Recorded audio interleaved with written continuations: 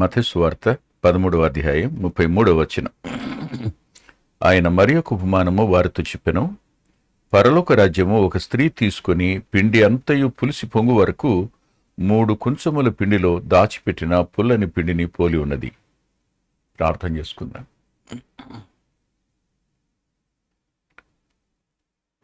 అత్యంత కృపగలిగిన మా దేవా, ప్రేమ కలిగిన మా తండ్రి, శాశ్వతమైన ప్రేమతో ప్రేమించే మీ దయగల పాదాల సమీపానికి మీ ప్రియకుమారుడు మా రక్షకుడైన యేసుక్రీస్తు ప్రభు వారి పరిశుద్ధ నామంలో మరోసారి వస్తున్నాం. ఈ వాక్యాన్ని సరిగా అధ్యయనం చేయడానికి మీ ఆత్మ నింపుదలనివ్వండి. వాక్యాన్ని వివరించడానికి కావలసిన సామర్థ్యతను అనుగ్రహించండి. మీ నోరు బాగుగా తెరవండి, దానిని నింపుతాను అన్న వాగ్దానం నెరవేర్చండి. వింటున్న మా ప్రియులు, మాట్లాడుతున్న నేను మేలొందటం కోసం ఈ మా సమయాన్ని దీవెనగా మార్చండని యేసుక్రీస్తు ప్రభు వారి పేరిట ప్రార్థిస్తున్నాం తండ్రి.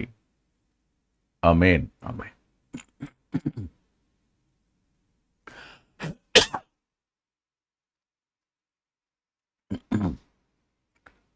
పులిసిన పిండిని గురించిన ఉపమానం ఇది. పులిపిండి అనేది బైబిల్లో ఎక్కడ కనిపించినా చెడుకు గుర్తుగానే కనిపించింది. పాత నిబంధన గ్రంథంలో పులిసిన పిండిని వాడొద్దన్నారు. కొత్త నిబంధన గ్రంథంలో కూడా పులిపిండిని గురించి మాట్లాడుతూ జాగ్రత్త అన్నాడు ప్రభు. పరిసయ్యుల యొక్క పులిపిండిని గురించి జాగ్రత్త పడండి అన్నాడు. సద్దూకయ్యుల పులిపిండిని గురించి జాగ్రత్త పడండి అన్నాడు. హేరోదీయుల పులిపిండిని గురించి జాగ్రత్త పడండి అన్నారు ఆయన. ఇవన్నీ వాళ్ళ యొక్క వేషధారణ,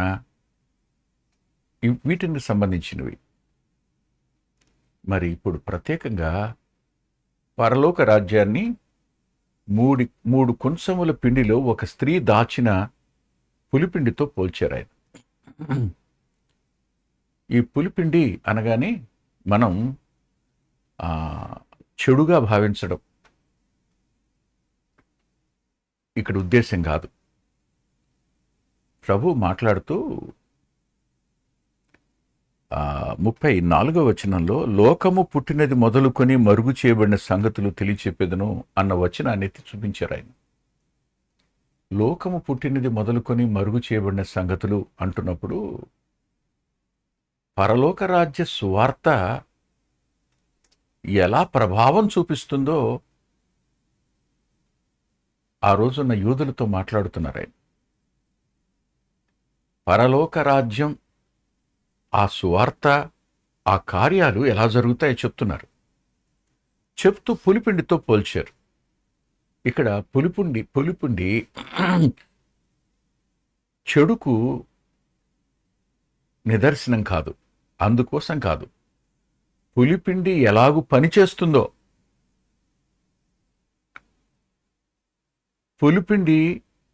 పులిసిన పిండి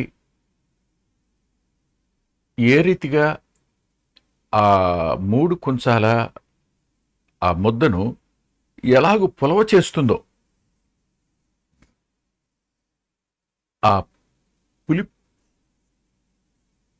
అది పులిసిపోయేటట్టు, అంటే అది ఎలా ఆక్రమించుకుంటుందో చెప్పడం. సహజంగా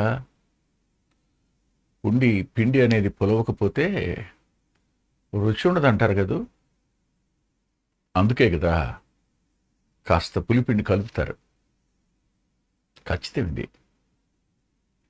అయితే ఇది కనిపిస్తున్నప్పుడు వ్యతిరేకంగా కనిపించినటువంటి పులిపిండి. అదే రీతిగా దీన్ని మనం సానుకూలంగా తీసుకోవడానికి నేను మీకు ఉదాహరణ చెప్తాను. సర్పము అనేది ఆదికాండం మొదలుకొని మనకు చెడుగానే కనిపిస్తుంది.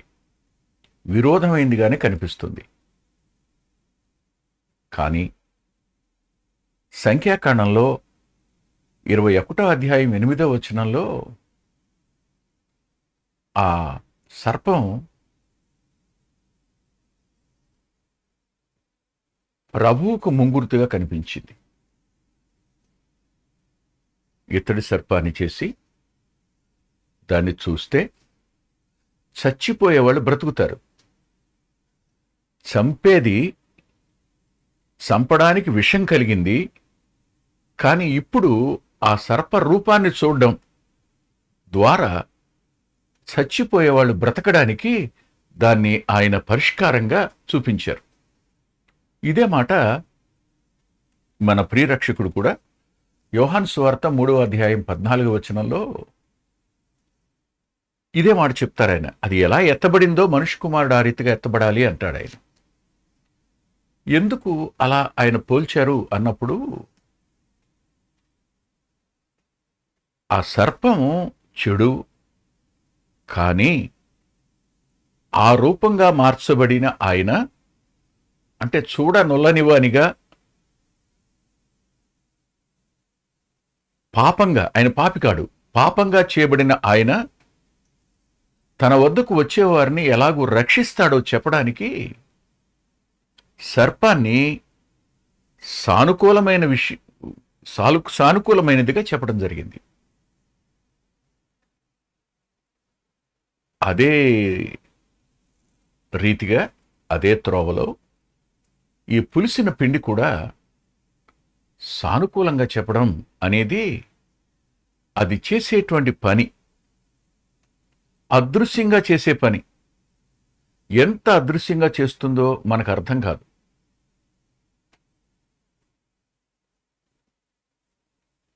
తోడు అని మనం పాలు కాచాక పోస్తామే, అందులో ఏముంటుంది? ఇదే కదా.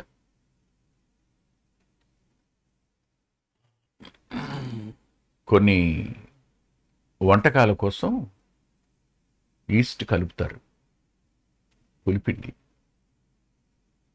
అదంతా పులవడానికి. పులిస్తే దాని రుచి మారిపోతుంది.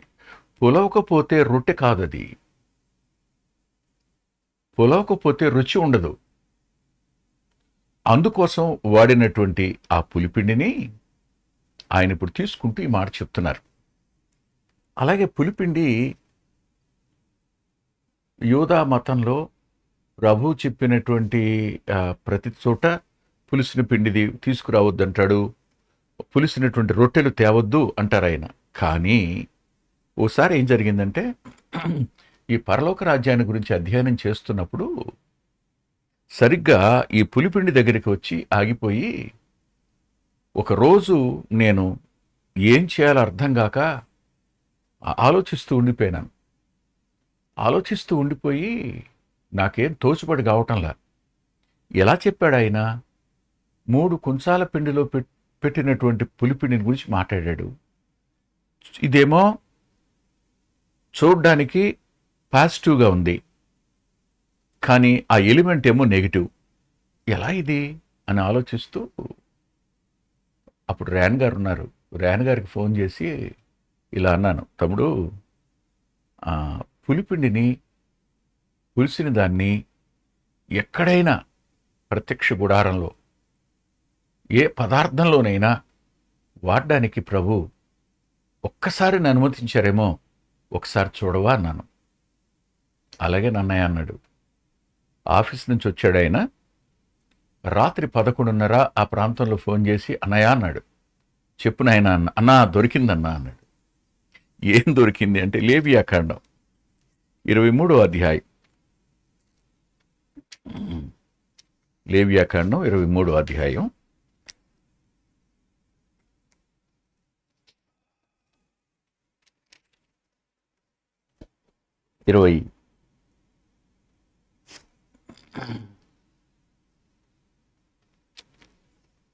17వ వచనం. 23:17. మీరు మీ నివాసములలో నుండి తూములో 2 వంతుల పిండిగల 2 రొట్టెలను అల్లాడించు అర్పణముగా తేవలెను. వాటిని గోధుమ పిండితో చేసి పులియబెట్టి కాల్చవలెను, అవి యెహోవాకు ప్రథమ ఫలముల అర్పణము అన్నాడు. ప్రథమ ఫలాల పండగ అంటారు దాన్ని. దాన్నే పెంతుకోస్తు పండగ అని కూడా అంటారు వాళ్ళు. 50 రోజులకు వస్తుంది కాబట్టి. ఆ రోజు మాత్రం ఆ గోధుమ పిండిలో పులిసినటువంటిది పెట్టి, పులిసిన గోధుమ రొట్టెలు తెండి యెహోవాకు అర్పణగా అన్నాడు. అబ్బా, ఎంత సంతోషం వచ్చేసిందో చెప్పలేను. ఆహా అనుకున్నాను. అంటే పాత నిబంధనలో ఈ పులిపిండిని సానుకూల వైఖరితో వాడినటువంటి ఒకే ఒక సందర్భం కనబడింది. అమ్మయ్య అని అప్పుడు దాన్ని వ్యాఖ్యానించడానికి, దాని మీద నోట్స్ రాసుకోవడానికి నాకు మంచి సమయం దొరికింది ఆ రోజులో. ఎంత సంతోషపడి ఎంత థ్యాంక్స్ చెప్పానో ప్రభువుకి. ఇక్కడ మరొక మాట చెప్పాలి. పులిపిండి ఎలాంటి ప్రభావం చూపిస్తుందో చెప్పడానికి ఈ మాటలు చెప్పినప్పుడు 3 కుంచముల పిండి అన్నాడు. 3 కుంచముల పిండి అన్నాడు. దీన్ని ఎలా తీసుకోవాలి మనం? 3 కుంచముల పిండిలో దాచబడిన ఎవరో ఒక ఆమె ఓ చోట దేవుని మాటలు వినపడుతుంటే ఆగి విన్నది. ఆగి విన్నప్పుడు వారిలా అన్నారు, మాట్లాడుతున్నవారు, అమ్మా, ఆమెతో మాట్లాడడం లేదు, వాళ్ళు మైక్లోంచి మాట్లాడుతున్నారు, మీటింగ్ అది. అమ్మా, ప్రభు నిన్ను ప్రేమించారు, ప్రేమించిన ప్రభు నీ కొరకు తన ప్రాణం పెట్టారు, నాకెవరూ లేరు అని నువ్వు ఆత్మహత్య చేసుకోవలసిన అవసరం లేదు, నన్నెవరూ ప్రేమించరు అని నిరాశపడక్కర్లేదు. సృష్టికర్త అయిన దేవుడే నిన్నంతగా ప్రేమించి నీ కోసం ప్రాణం పెట్టారు. ఆయన రక్తం ప్రతి పాపాన్ని కడుగుతుంది. ఆయన నీతో మాట్లాడతారు వ్యక్తిగతంగా. ఆయన రక్తం ప్రతి పాపాన్ని కడగడమే కాదు, ఆయన నిన్ను మరణం నుంచి రక్షించేవాడు కూడాను చెప్తున్నారు ఆయన. ఆమె మనసులో చిన్న ఆలోచన వచ్చింది, యేసు ప్రభు దేవుడా, ఆయన మాట్లాడతారు. నిజంగానే నేను ఒంటరిదాన్ని, చచ్చిపోవాలనుకుని బయలుదేరి వెళుతున్నాను, నువ్వు చచ్చిపోవలసిన పని లేదంటున్నాడు ఆయన. మరి నేనేం చేయాలి? వినపడుతుంది, నువ్వు ఒకసారి ప్రార్థన చేయరాదా అని. నిలబడిన ఆమె అక్కడే చిన్న ప్రార్థన చేసుకుంది. అయ్యా, నువ్వు నిజమైన దేవుడు అంట, నన్ను ప్రేమించావంట, నిజంగానే చచ్చిపోవాలనుకుంటున్నా నన్ను నువ్వు మార్గ మధ్యలో కలుసుకోవడానికి స్వరం ద్వారా నాతో మాట్లాడావు.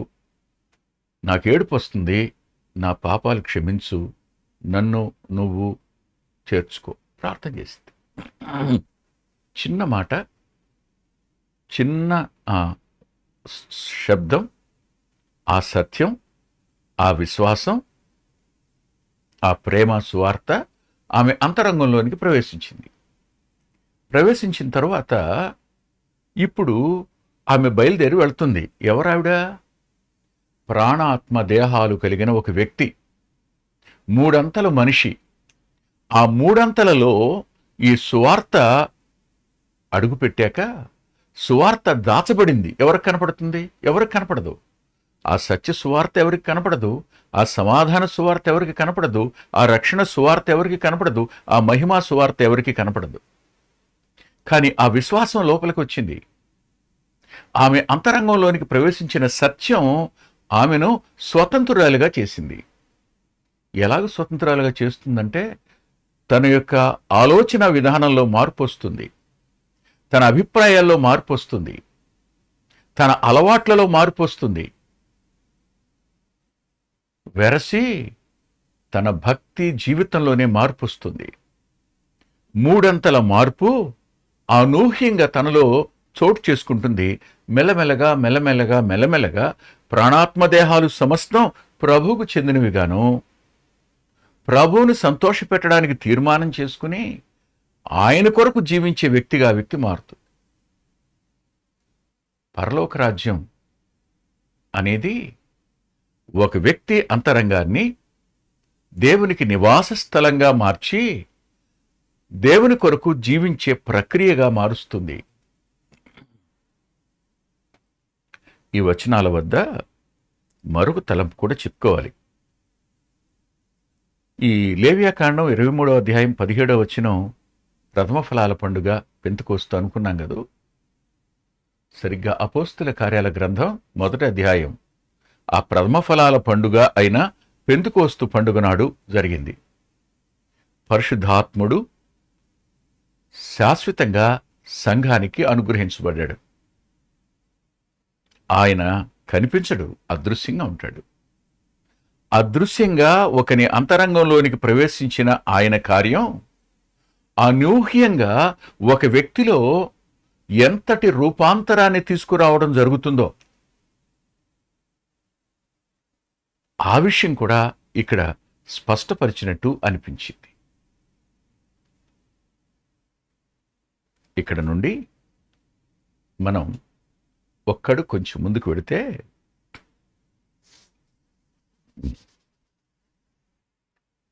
సువార్త యొక్క ప్రభావం, సత్య సువార్త యొక్క ప్రభావం ఒక వ్యక్తిని స్వతంత్రుడిగా చేస్తుంది, ఒక వ్యక్తిని ఆత్మానుసారినిగా మారుస్తుంది, ఒక వ్యక్తిని పరలోకపు దృష్టి కలిగిన వాడిగా మారుస్తుంది. ఒక వ్యక్తి ప్రభువులే జీవించడానికి దైవికమైన ఆత్మశక్తిని కూడా ఆ పునరుద్ధాన బలం ద్వారా అతడు పొందుతాడు. ఇప్పుడు నిన్నటి వరకు వాడు చెడ్డోడు కదా, ఎంతటి నికృష్టమైన పనులు చేశాడు వాడు. కానీ ఇవాళ వాళ్ళే వచ్చిన మార్పు. నిన్న వాడిని చూస్తే దుర్మార్గుడే, దుష్టుడే, కానీ ఇవాళ అలా కాదు. వాడు అతను సంపూర్ణంగా మార్పు చెందినవాడు, రూపాంతరపరచబడుతున్నవాడు. అతని ప్రాణాత్మ దేహాలు దైవికమైన రాజ్యం చేత నింపబడ్డాయి. దైవికమైన ఆత్మ యొక్క కార్యం అతనిలో జరిగింది. సత్యానికి ఇప్పుడు అతడు సాక్షిగా ఉన్నాడు. అతని వ్యక్తిగత జీవితం పరలోకం కోసం సిద్ధపడి ఉంది. ఇది కంటికి కనిపించదు. అదే రీతిగా ఇక్కడనే మనం మరొక విషయాన్ని కూడా చెప్పుకోవచ్చు. అదేంటంటే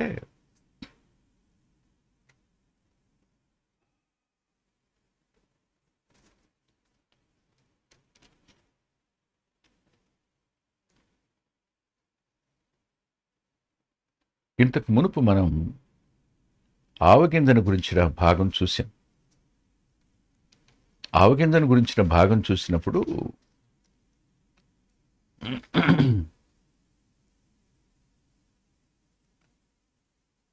ఇప్పుడు నేను వ్యతిరేకంగా పైకి మంచిగా ఎదుగుదల ఎక్స్ట్రాడినరీగా కనపడినటువంటి ఆవ చెట్టు, దానిలో ఉన్న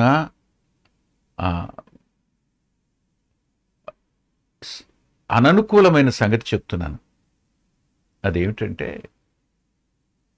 ఎక్కడ దేవుని రాజ్య వ్యాప్తి జరుగుతుంటుందో సానుకూలంగా ఆలోచిస్తే అనేక మంది అపవాదికి చెందినవారు మార్పు చెంది వచ్చి ఆ చెట్టు కింద విశ్రాంతి తీసుకునేవారుగా ఉండే అవకాశం ఉంది.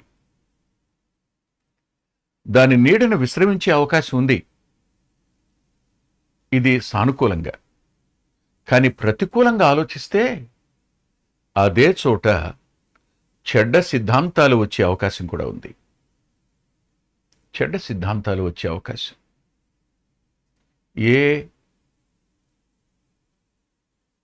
ఇంగ్లాండ్, ఏ అమెరికాలు,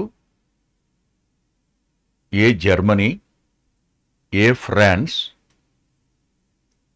ఏ కెనడా, మొదట సువార్త చేత ప్రభావితమైన ఇంగ్లాండు, అక్కడి వారు అమెరికాకు వెళ్ళారు. వారి ద్వారానే సువార్త ఆ ప్రాంతాలకు పోయింది. కానీ అటు తరువాత కాలంలో అక్కడి నుంచే తప్పుడు సిద్ధాంతాలు, తప్పుడు సిద్ధాంతికులు అనేక మంది వచ్చారు. ఎదుగుదల వచ్చింది అని పడద్దు కానీ ఏదో ఒక పక్షి వాలే ప్రమాదం ఉందని జాగ్రత్త పడాలి. ప్రతిదీ ఆత్మ అనేటువంటి అభిప్రాయంలోకి రాకండి. అందుకని యోహాను గారు తన పత్రిక రాస్తూ ప్రతి ఆత్మను నమ్మక అన్న పదం అందుకోసమే రాశాడు ఆయన. వివేచన కలిగి ఉండండి అన్న పదం. ఓ చిన్న అభిప్రాయాన్ని తెచ్చిపెడతారు సంఘం లోపలికి, అంతే. అక్కడ సిద్ధాంతాల ప్రమాదం వస్తుంది.